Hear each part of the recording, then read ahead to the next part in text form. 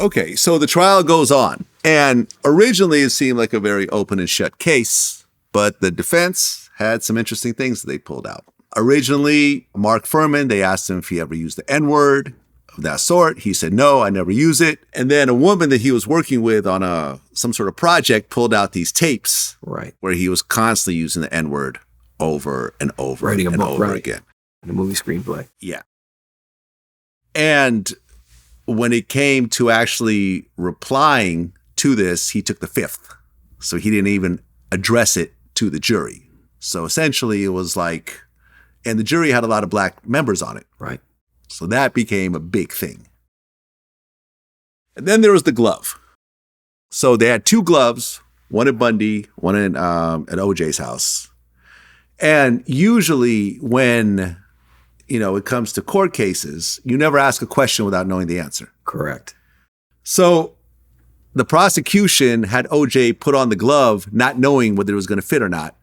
And when he put it on, it didn't fit. Did not fit. The blood dried, make the glove smaller.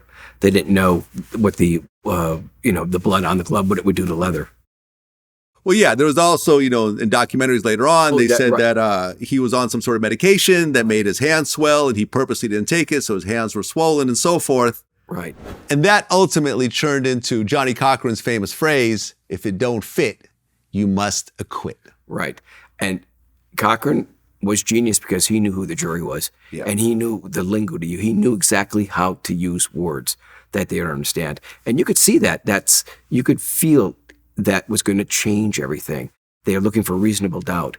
And if it don't fit, you must acquit. Right. And the times that you were actually in court, I guess jurors would actually wave to OJ and he would wave back. So there was a level of admiration between the jurors and OJ. 100%.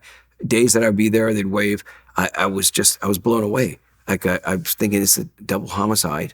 The Browns and Goldmans are there, and there's waving. And to feel what they felt seeing that, of knowing that there's doubt right there, and it was just very different. Well, yeah, I mean the trial lasted 11 months, and during the course, a lot of jurors dropped out, right, because they had jobs and lives and careers and so forth. So by the time it got to the end, the jurors that remained were people that were essentially unemployed, were able to take a year off without serious consequence to their lives.